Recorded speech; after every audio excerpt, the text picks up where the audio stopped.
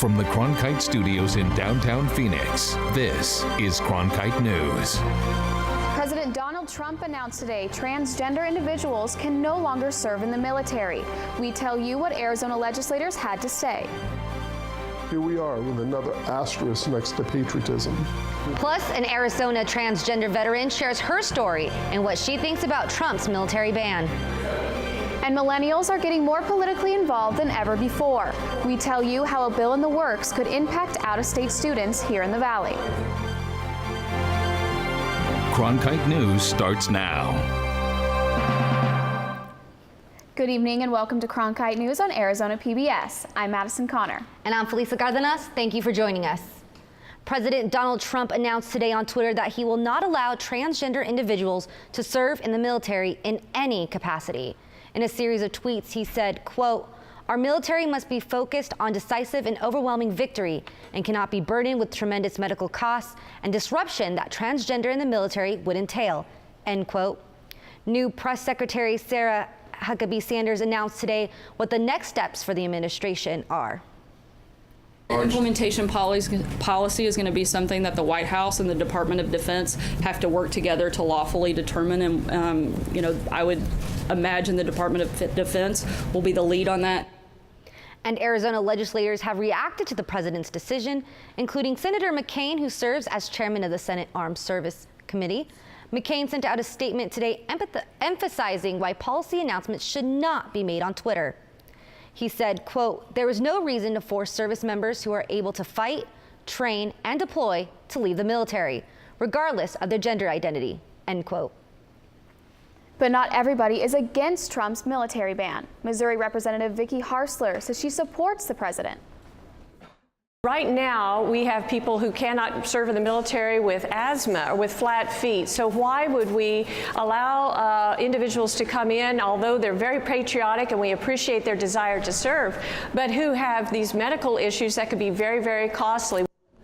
Also reacting to the decision is Arizona Representative Raul Grijalva, who tweeted today, "Service members who bravely serve and contribute to our freedoms, liberties, and rights for all are deserving of a better commander-in-chief." Another Arizona lawmaker, Congressman Ruben Gallego, was looking at the debate from two perspectives, as both a lawmaker and a veteran. Gallego was part of the tweet parade in opposition to the transgender ban today, but he also joined advocates and other lawmakers outside the Capitol to call for a reversal of the ban. Our Washington, D.C. reporter Emma Lockhart was there today. Emma? The Capitol made the point that on this day in 1948, President Harry Truman desegregated the military. But today, many of the lawmakers at the press conference said they find themselves still fighting for equality for all soldiers. It took President Donald Trump 3 tweets this morning to lay out his policy on transgender people serving in the military.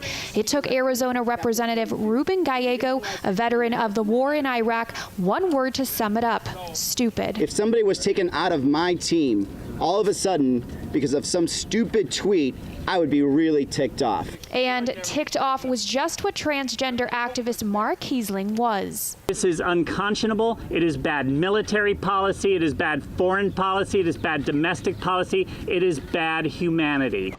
In those tweets, Trump says that the ban is in part due to medical costs transgender people would need, a point that Kiesling says is unjust for the estimated thousands of active military and veterans who are transgender. I will say this, and I will say it very clearly. We as Americans never have and never should tell service members they cannot have medical treatment that their military doctors say they need, period. Gallego is calling on his constituents for support. Join us, call your senators, call your members of Congress, and demand that we protect our 15,000 veterans and current military personnel. We tried to reach out to volunteers at the Veterans Affairs Hospital in Tucson, which is one of a handful of clinics for transgender veterans in the country, but they have not responded to us as of this evening. Live in Washington, Emma Lockhart, Cronkite News. And as soon as the president's tweet went out, Arizona responded very quickly as well. Cronkite News reporter Tyler Finger is in the broadcast center with that angle of the story tonight. Tyler? Felisa, in a series of tweets this morning, months of preparation gone with a few simple strokes on a keyboard. For some here in Arizona, what President Trump did today is shocking. As a former Marine, Marcia Clark knows what it means to serve, no matter what. This is who I am, and I will not surrender from that position, nor retreat from it. More than 25 years ago, Clark served this country as a man. She now identifies as a woman. When the cry for patriots is made, there's never an asterisk put next to it. Now the policy put into place last year could soon end. And for Clark, that's not right. No one asked what your gender was for the Marines that charged into Bella Wood or raised a flag at Iwo Jima. This change could affect thousands. According to a 2016 RAND study, there are between 2,500 and 7,000 transgender active duty service members, with another 1,500 to 4,000 in the reserves. For the Arizona branch of the American Civil Liberties Union, if this change happens, they're ready to fight. There's no need to panic right now. If the rules and regulations are changed so that transgender people aren't able to serve or aren't able to serve openly, the ACLU and other organizations are ready. But for Clark, this change shouldn't be on the table. This ultimate outright discrimination is based on inconsistent information and a lack of facts, and is being done to meet a political mean. That conversation wasn't an easy one for her. She broke down several times when she was looking at an old picture of herself in uniform. It just proves how difficult this conversation is. As for President Trump's tweets, the ACLU tells me that it is far from a done deal. In the broadcast center, Tyler Finger, Cronkite News. Just a few hours ago, the Senate rejected the plan to repeal Obamacare and leave a replacement plan for later. As Patricio Espinoza reports, states like Arizona are standing by to see what's next and how to plan. If the day comes and the Affordable Care Act is repealed and or replaced, more than 600,000 Arizonans may find themselves without health care. This, according to Cover Arizona, a coalition originally formed to implement what we now know as Obamacare. So now the question is, if repealed, do health providers in Arizona have a plan? We need to understand what the federal government's going to do. So at this point, there are 4 different options that the Senate is considering. And so we're looking at all those options and the impacts of those options to figure out what we would do next. But, you know, the Cover Arizona Coalition as a group was created in order to implement the Affordable Care Act. So what the organization does next after this, we don't know. And so for now is wait and see, repeal or replace. Either way, Cover Arizona has estimated there may be up to $7 billion in total losses between 2018 and 2026. Patricio Espinoza, Cronkite News. State Representative Bob Thorpe of Flagstaff is working on new legislation this summer. And if you're a college student, it could restrict your right to vote. Here's Cronkite News reporter Tyler Paley, who learned how this bill in progress would affect out-of-state students. Bob Thorpe kept his seat as representative of Arizona District 6 by a slim margin in the last election. His district includes Northern Arizona University, but if he has it his way, college students in dorms won't get a say in Arizona elections for much longer.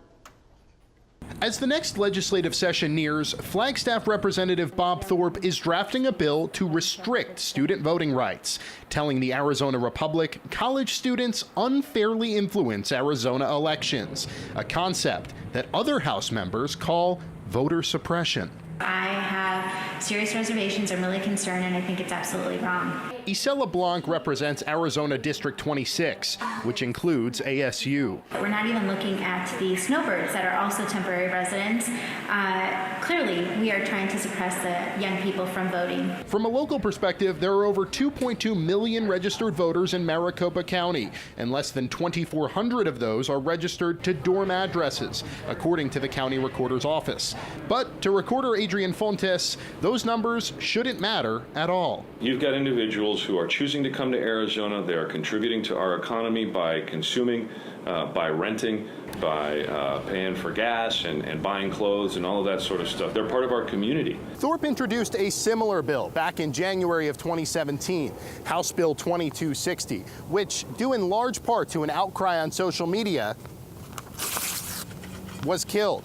But both Blanc and Fontes don't see much of a difference between that bill and this one. This is, at its core, disenfranchisement. This is actually true voter suppression from an official perspective. Arizona Secretary of State Michelle Reagan, a Republican, disagrees with this legislation as well. In a statement to Cronkite News, Reagan said in part, quote, "Our office has committed to make it easier for students to register to vote. Combined with our college outreach programs, we hope the 2018 election cycle will greater numbers of students participate." And if you're preventing students from voting in their first elections that they might be 18, 19, 20 years old at, then what message are you sending? Cronkite News reached out to Representative Thorpe multiple times. He declined an on-camera interview for this story and did not respond to our requests for a statement. Tyler Paley, Cronkite News. Just along the Verde River, a new state park is under construction. Governor Doug Ducey approved a $4 million budget to work on the park, but still wants to keep the nature of it. Coming up on Cronkite News, why this awaited state park has the neighborhood concerned. College students use a series of apps to get food, get a ride, and even a place to stay. But later we show you a new app that can save you money on parking for school. I was at the post office mailing something. I asked the clerk, "How do they let you know if your son is wounded?" It was very hard for me to form those words, but I just felt, I've got to know. I just felt so suspended in space and anxiety. And the man said, "Now, don't worry. They'll tell you."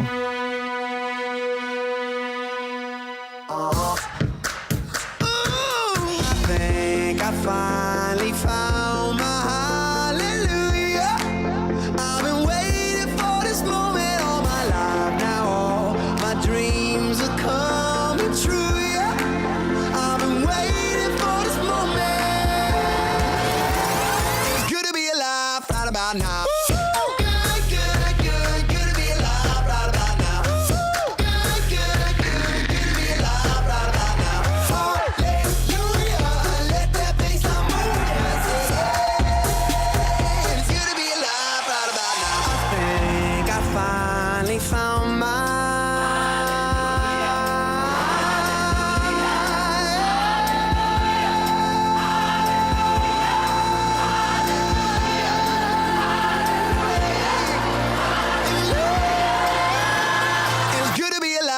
About now.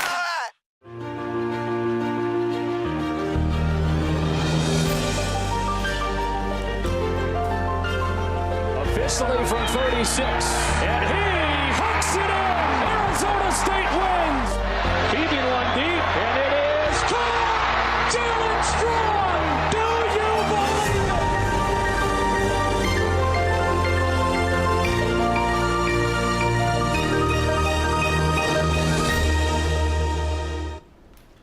A new state park is being introduced outside Camp Verde.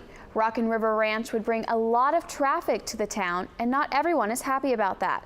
I hit the stables to listen to opinions from both sides of the park. Make your way to Rockin' River Ranch in Camp Verde and you'll find horses, historic buildings, and tall pines. Scheduled to open to the public in 2018, the new state park has plenty of personality, and Walter Varney plans to keep it that way. The key thing for us is to maintain the character of the ranch. So when you go in and you first look at the ranch, you've got, you see the big open pastures, and any of the projects, any of the development of the park, we try to maintain the character of the buildings. While they are trying to maintain the character of the property, there's still a lot of work to do in order to create a self-sustaining park. Plans call for 70 revenue-generating cabins and RV spots, which led neighboring homeowners to express concern for Salt Mine Road, the only way in and out of the ranch. And we realized that Salt Mine Road was well, it's pretty much a dirt road that got paved. It hasn't changed a whole lot since then. While the biggest concern for the park is the traffic on Salt Mine Road, one homeowner has a bigger concern in mind. Rockin' River Ranch is in Mike Noble's backyard, and when he looks at the 3 proposed site plans, he sees his property lined up with what would be RV parking. I've got Texas Longhorns. They're putting RVs right up against my fence with Texas Longhorns. I guarantee you this, they don't mix. Noble insists there are also artifacts that need to be protected and remains skeptical of the state's commitment to preserve the ranch's special character. To reassure neighbors like Mike Noble, the state has scheduled another meeting for community input in August. Once the site plan has been finalized, the state parks team hopes to begin work as soon as possible and open the park to the public in December of 2018. 17 hours a year. According to an INRIX parking pain study, that's how much time we spend looking for parking. Blakely McHugh introduces us to a new web app designed to save Arizona State students time on parking, leaving more time for class. It's an issue that ASU students face every day: limited parking availability and expensive parking prices. But 2 entrepreneurs are trying to do something about that benefits students and the homeowners. It's called Air Garage, a place where homeowners can rent out their driveways, carports, or even garages to people who need somewhere to park. Co-founders Jonathan Barkle and Scott Fitzsimmons came up with the idea after hearing complaints about the high cost and limited options of parking on campus. So that's kind of where Air Garage was born, is, you know, it's making this option of finding parking within the community and giving back to the homeowners that maybe, you know, don't use those spaces. Parking at ASU can cost as much as $15 a day or more than $700 for an annual permit. Totally way too expensive because I pay $6 a day, so it's a whole new budget, you know? With Air Garage, renters can pay between $25 to $65 per month. Barkle says the website design was made with easy accessibility in mind. It's really straightforward, and we tried to make it as easy as possible for everyone involved. The process starts off by clicking Find a Spot. The website then shows a map of available spaces, the price, location, and description of the spot. From there, the user can book the space for the time they want. Although some spaces are a mile away, Al-Shahab says it would be worth the walk. Since I'm saving money, you know, the extra mile won't hurt. Barkle hopes that Air Garage will make parking easier for everyone. Parking shouldn't be a pain, really, at this point in our lives. And if Air Garage proves popular, Barkle hopes to expand and include businesses and churches as well. In Tempe, Blakely McHugh, Cronkite News. Right now, ASU is the only school involved, but the co-founders hope that will change as the web app gains popularity. Extreme sports tend to be a big risk for our bodies and our health. But some are finding ways to be extreme without all the danger. Coming up on Cronkite News, how drones are taking competitive racing to new heights.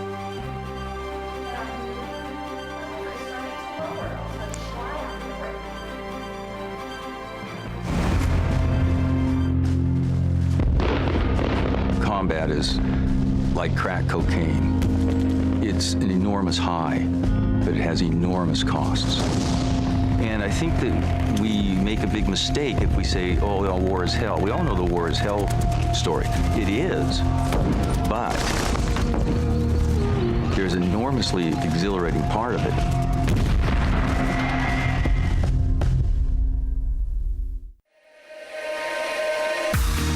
Heaven knows you're a dreamer. Don't hide it from anyone. Don't hide it from anyone.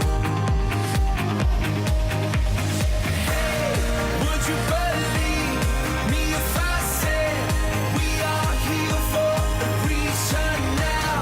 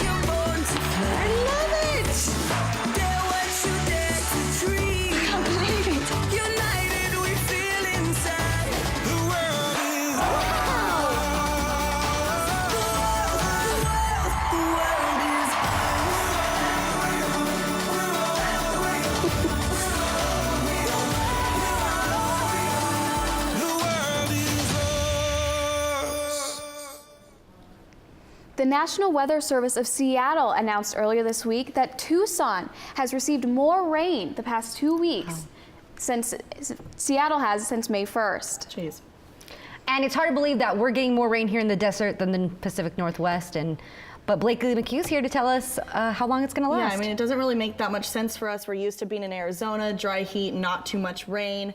But it's going to be clear this coming week, but then it might change in the weekend, and I'll show you where that might be coming from. As you can see right now in the valley, there's not much going on. There's no storm coverage, there's no moisture, but down here in Mexico, there's a storm brewing that could push up this weekend, which I'll show you what the effect might be coming up on Saturday and Sunday. But let's look at the high today was 102 with that average around 105. The record at 116 set in 1995, so we're well below that record. Let's look at temperatures across the valley. At 7 p.m., it's going to be 100 in Buckeye, 98 in Maricopa, and 96 in Scottsdale. As you can see, already dropping out of those triple digits. And at 10 p.m., all of us will be out of the hundreds, 91 in Maricopa and 92 in Scottsdale. Now let's look at the temperatures across the state. 81 in Grand Canyon, 108 in Lake Havasu, and 96 in Tucson. Now looking at our 7-day forecast. Like I said, clear skies on Thursday and Friday, but jumping up to 20% rain on Saturday, and that's going into Sunday. But then starting our next week, we're going to be clear skies again, hitting 105 on Tuesday and Wednesday. Blakely McHugh, Cronkite Weather. Drones have been used to capture amazing footage from high elevations. But some are finding more ways to have fun with the technology. Coming up on Cronkite News, how drone competitions in the valley are taking off.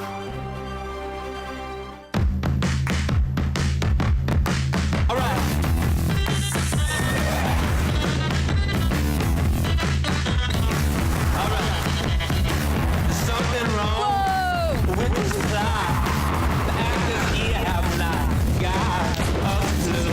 Fascinating.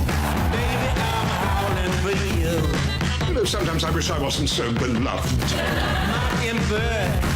Can't you see? Little girl got a hold on me like wow. Baby, I'm howling for you.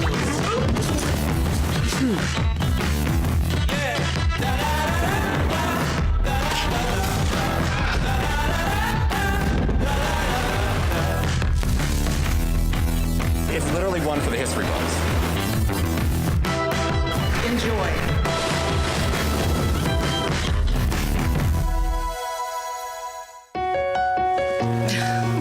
What are you doing? Possibilities.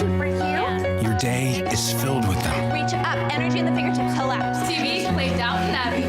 And PBS helps everyone discover theirs.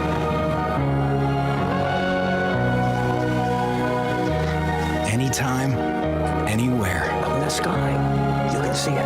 PBS, we're with you for life. The Association for Unmanned Vehicle System International projected that there will be at least 100,000 new drone-related jobs in the next 10 years. But as Cronkite News reporter Asia Walters explains, for some, drones mean a lot more. As the drones economic industry continues to grow, so does the interest in the hobby, specifically those interested in drone racing. Jim Boomer is a drone pilot who got his start in the drone industry after he lost his ability to walk in a motocross accident. Now with drones, Boomer is able to fly. My situation is perfect. I'm in a wheelchair. I'm a paraplegic. I was hurt doing an extreme sport, motocross. That's how I got hurt. And then when I found this sport, and I was like, what a great way to get back into what I would consider an extreme sport, but with your goggles, and I don't have to worry about physically getting hurt. So Boomer is a competitive drone pilot who's also part of an FPV group. Drone enthusiasts who gather every weekend around the valley to fly their drones at what they call fun flies. The group was put together by Dustin Pennington, owner and operator of Flight Factory, a small shop in downtown Phoenix that specializes in drones. The industry really allows you to feel away from your body, or it's a whole new experience. The guys that I work with and the guys that are in this community, and even the girls in this community, like, they all love it. They all have a passion for it. And FPV in the group's name stands for first person view. This means that the pilot is able to see exactly what the drone sees. This is done through a camera mounted on the front of the drone. This footage is then live streamed to goggles that are worn by the pilot. You're gonna need to get a good set of goggles so that way you can see what you're seeing from the camera. So it actually feels like you're inside this drone flying it around, kind of like a Star Wars pod racer. For Boomer, drones introduced him to a lifelong hobby and an unforgettable community. That's what this hobby is all about, is helping others.